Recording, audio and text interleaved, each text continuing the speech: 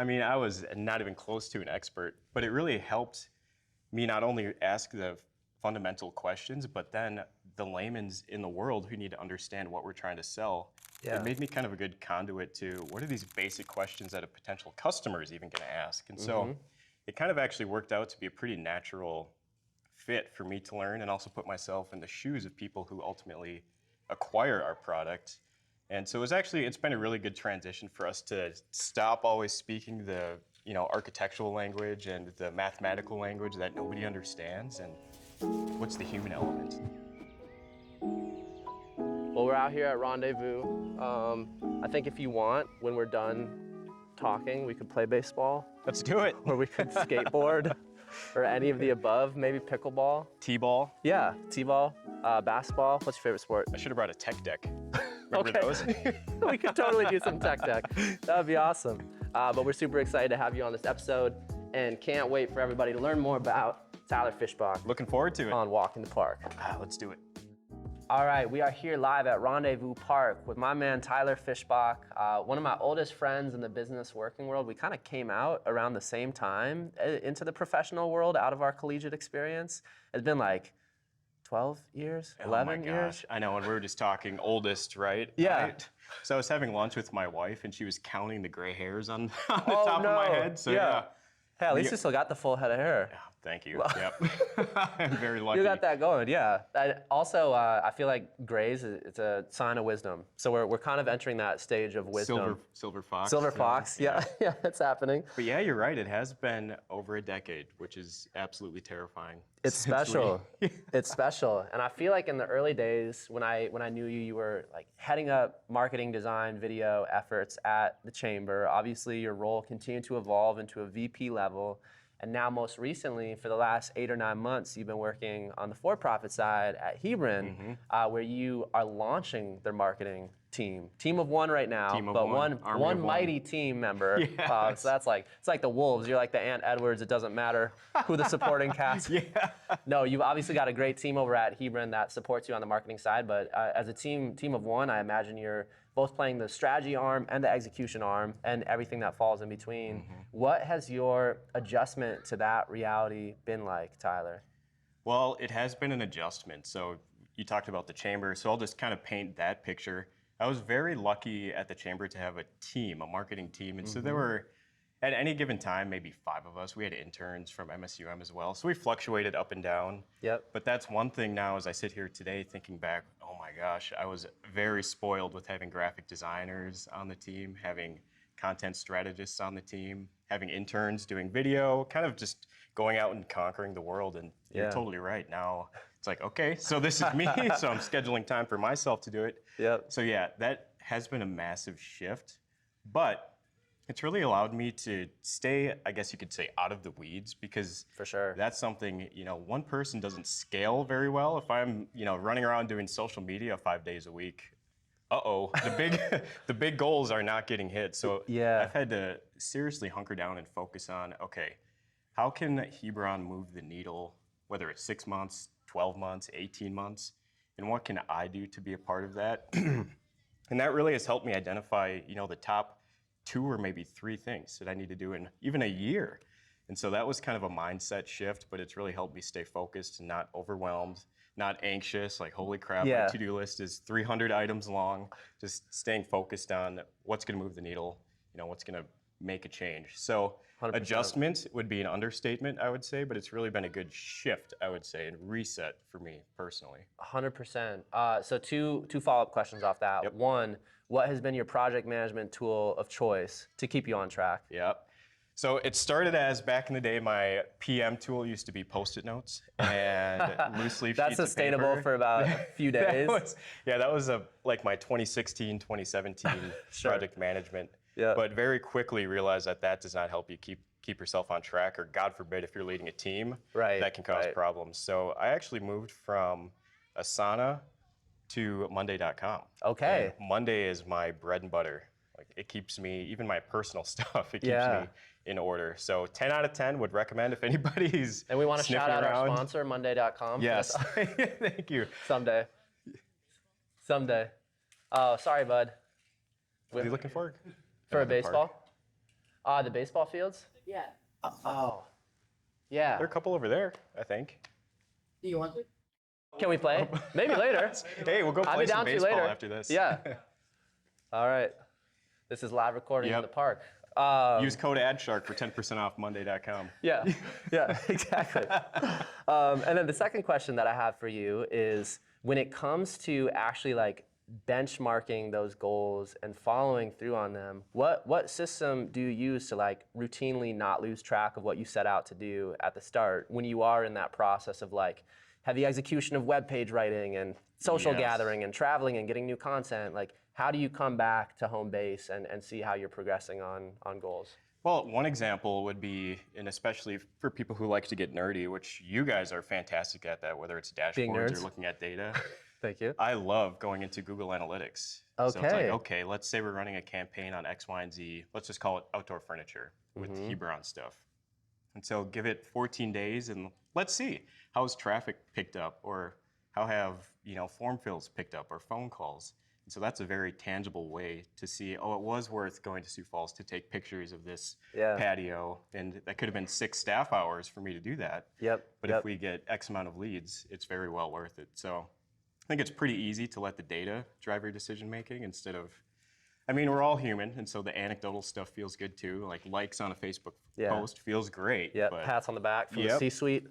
But I just love seeing the data and the traffic or the web visits. That makes me very happy. Yeah, 100%. You're speaking our language.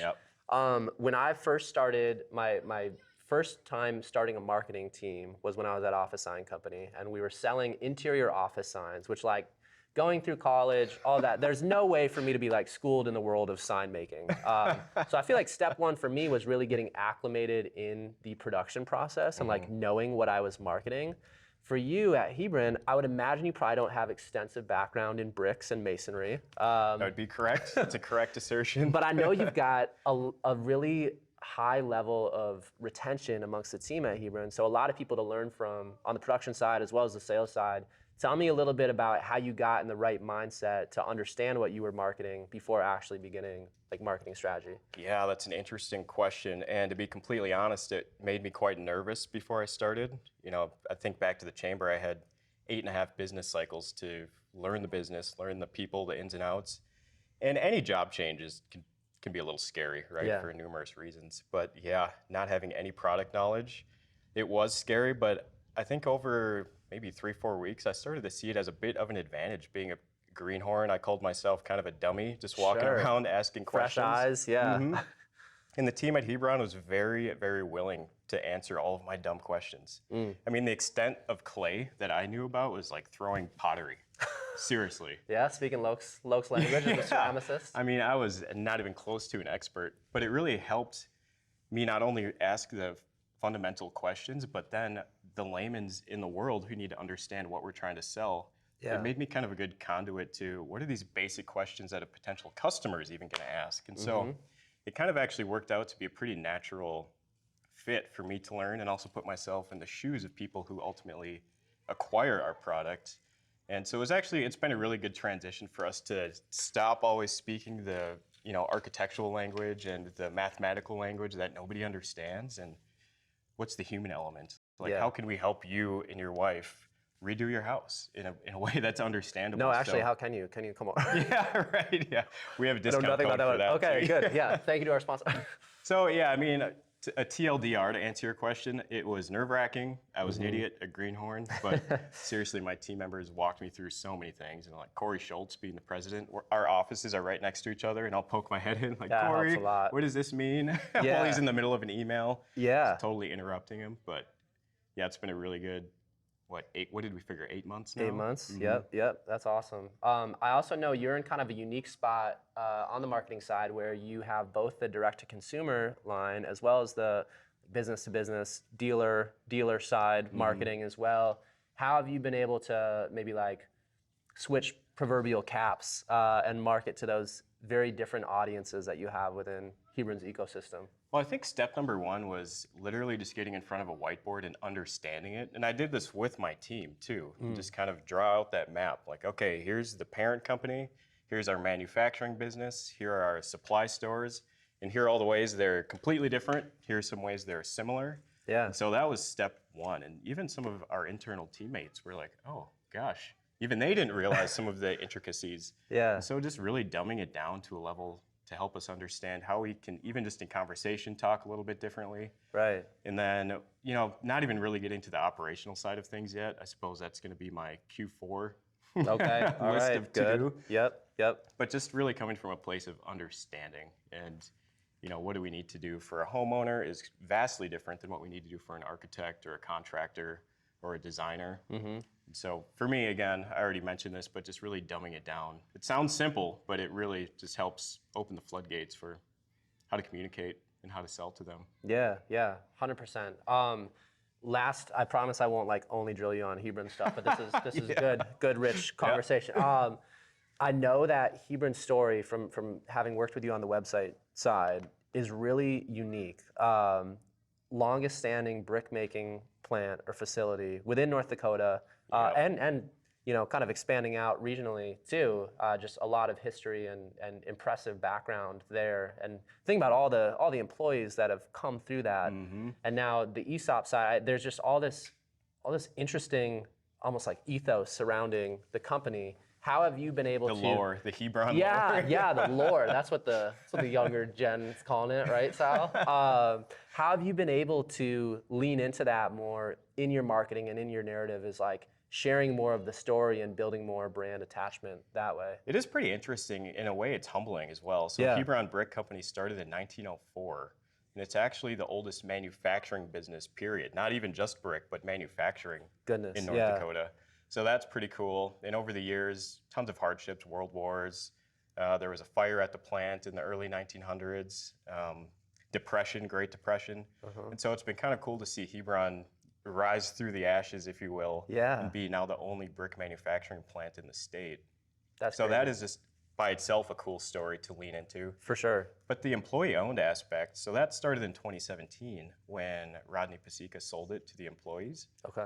And it's actually shocking how many people across the country absolutely love the fact that Hebron is employee-owned. And just that tidbit in itself helps drive business. People want to do business with a place that's owned by its employees. Yeah. I mean, it's not only special to us, but people in California, people in Arizona, people in Canada who buy our brick. It just helps everybody feel a little bit more special. 100%. So that's been an unexpected thing to lean into.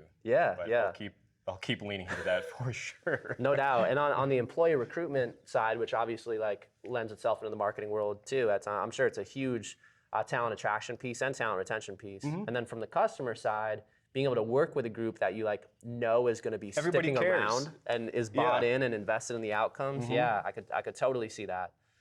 Is this an appropriate time to talk about my Hebron James ad idea? Yeah, do it. Yeah, go for it. All right.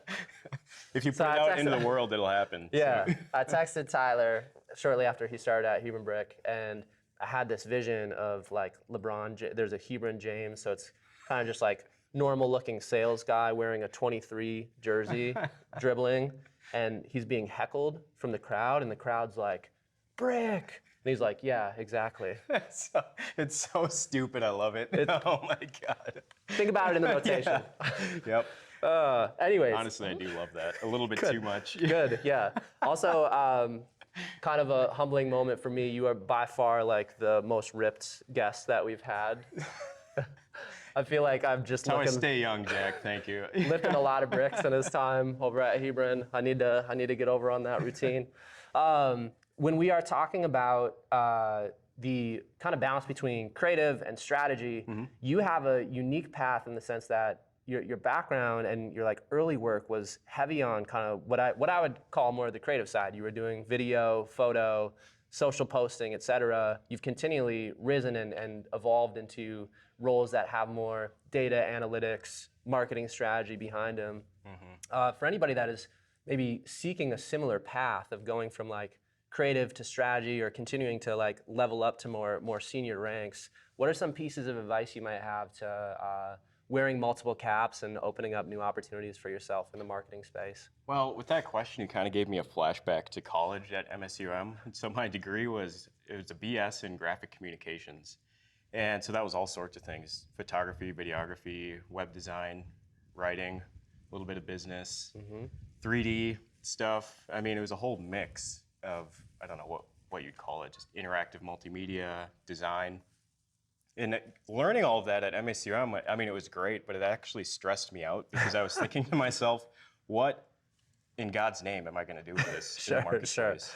Yeah. So it actually drove me to drop out of school for a year and a half. I didn't know that part. Okay. Pick up other jobs, and I finally, smartened up and realized I need to finish my next or last 2 years of school. Yep. But it drove me up a wall that I was learning all of these things, and I'm thinking, there's no way I'm going to find a job that utilizes any of it or all of it. And that's what led me to the internship at the Chamber. Okay. Started there being a graphic designer, and one thing led to another. Basically, dumb, stupid, crazy ideas, Hebron James, stuff like that. I mean, that leads to buy-in, right? It's like, okay, our graphic design intern should maybe do a little bit of social media. Some ideas, take the reins on that, and maybe email marketing can become a thing. And so it kind of snowballed, just being open to trying things, taking on more responsibility, and granted, learning a lot about it as well. Yeah. I mean, it didn't come for free, that's for sure. Yeah, for sure. But definitely being open to trying new things and then trying to master them as well. And it still shocks the heck out of me looking back at my MSUM time that I'm using every single thing that I studied. I was so worried about it as a big endorsement. But yeah. That's awesome. Do you remember, and sorry if this is stretching you too far back in time, do you remember any singular idea that you had when you were like young and early in your career that like ended up instilling more confidence in you to be able to spew out further ideas because it was actually picked up and accepted? I recall trying to talk the Chamber leadership, so Craig Whitney at the time, into making a new website. So little did I know that meant that I was going to do the new website. So that must have been early 2017 when that happened. And so I was way out of my league with that project. Sure. But that was a good, get the ball rolling on. Okay, so if I come up with these ideas, I can't just look around and point at somebody else to take care of it. So that was a good responsibility, addition that I had onto my plate. Yeah. I became kind of the web guru, and we just finished a website together, the new Hebron website. And you very much were a web guru. You did a great job with all that. Well, thank you guys too. Oh, it's fun. But I would say the Chamber website back in the day was a big undertaking, and one that gave me confidence as well. And a very highly trafficked website too. So probably naturally a lot of pressure behind it. I think it's very common for people to almost like shudder or shy away from those new experiences because they feel ill-equipped. And even you at the ripe age of 34, I'm sure you still approach moments in your day-to-day where it's like, this is totally a new and foreign thing for me, and I have to just like 100%. Lack of better words, like nut up and nut up and do it. I almost crashed our drone the other day. No! It's like I haven't done that before. Like, I don't know how to fly this thing. Yeah. How have you adopted that mindset of like resilience and maybe self-confidence to be like, I'm gonna figure this out? Well, you know how you were jabbing me about going to the gym and things like that. It sounds silly, but get super strong and then nothing matters. But it's weird. But little things like that, having that hour or so in the morning where you just kind of tear yourself into pieces, it for some reason just has. That's one thing that's given me a great boost of confidence over the last 15 years. Yeah. Keep myself accountable. Meditative in its own way. Do things that suck. Sure. And it really does help not having any marketing people on my team right now. There's just nobody who's gonna. No one can be like, that's a terrible idea. You just have to take ownership. That's funny. Yeah, you live in the polar opposite world of what I'm in right now, where I work with 23 other marketers, and I think I've been accustomed in the past to being like one of the lone marketers in the room, and now it's like, oh man, I've got almost, I feel like marketers are some of the most opinionated people that you'll meet. And it's made me like increasingly skittish about sharing my opinions on things because I know that it's gonna go through so many rounds of like revision and critique and whatever, that now when I finally do have an idea that the team is like, okay, yeah, I can see that. I'm like, oh man, this must be like genius. It's a flawless idea. But there's something really fun too about just having a lot of free reign to run with things too. And having as you alluded before the cameras were on, having a leadership team that's very bought in and supportive and has your back on stuff too, that's got to just be a huge blessing. Yeah, it's definitely a lot of trust to hire somebody and let them write their own job description, no doubt. Yeah. But it's been a great relationship. Yeah, the guys trust me, I trust them. There's a lot of freedom, a lot of expectation as well. Yep. But it's been nothing but phenomenal. Well, you're killing it, Tyler. It's been fun to watch. At this point, we are going to take our actual sponsor break. Shout out to AdShark for sponsoring. I am very sorry to say that this is the 4th episode in a row where what was asked for is not what's being. So you are shooting bricks, really? Jeez. Hebron. So they did not have bubbler at the gas station, so I got a comparable Topo Chico flavored sparkling waters. I don't know that Would I've you had like those. Blueberry or lime? I'll do the blueberry. I think this is non-alcoholic, but I'm pretty sure this is also an alcoholic thing. But this was just in the normal section at the gas station. And then I did also do, I did also get you beef jerky. Oh my God. Don't know if you have a preference Just of put it flavor. in my pocket. Yeah. Actually, I hate beef jerky, so you're gonna get both of these. I do? won't even take a bite of it. What about the Weirds me out. jerky chew? Do you remember getting those at the gas station? There's something inherently weird about like cold or room temp meat to me. You're missing out. No, I'm gonna stick to my steak. But one of the through lines that we have here, Tyler, every time that we do one of these episodes is we ask our guests for any bit of marketing wisdom or piece of advice that they would pass along. Let's say that there's someone just like young person that wants to be a marketer that's sitting under the pavilion with us in this park, might play baseball with afterwards. Like what kind of advice would you feed to that person to help improve their marketing game? Man, that's a good question. One thing that I think is important to always go back to, and I've maybe gone through it recently with a new job and selling new products, is to always remember, I suppose, on the other end of the phone or the other end of the screen is just a human, right? Yeah. And so make sure that you can simplify things. You don't need to be overly verbose, I suppose, or have a social media post that's this long. Yeah, it's like, for sure. Solve the emotional problem for the person. Give them 3 steps to do it in. We don't need to be a genius, right? And use ChatGPT to come up with an essay for everything you do. Yeah. So just be simple. You're speaking to humans at the end of the day. So I think that can help take the stress out of it. Like, how do I sell this to Jack and Riley? Yep. How do I sell this to Mike? Yeah. It just really helps get in their shoes and not overthink things. You could sell us anything. Less is more, though. You're right. Yeah, 100%. Awesome. I love it. I feel like I should have had another piece of advice. That's a great piece of advice. All right, yeah, good. I'm glad you didn't linger on it too long. And then the final thing, just anything that you want to shout out Hebron-wise, any big things that the community of Fargo should know. I will throw this away. I will say this, Hebron does sell and offer more than just brick, believe it or not. Our name can be kind of a misnomer at times, so if you want outdoor furniture, we got it. Fireplaces, got it. Stone, got it. Siding, got it. Outdoor pergolas, pavilions, got it. So just like this one. Literally anything you need to be bougie this summer, come on over to Come on Hebron. in. Awesome. Well, thank you, Tyler. Appreciate you coming on this Thank week's you. episode, and yeah, excited to continue to follow your journey here too. Likewise. All right, rock and roll, Topo Chico.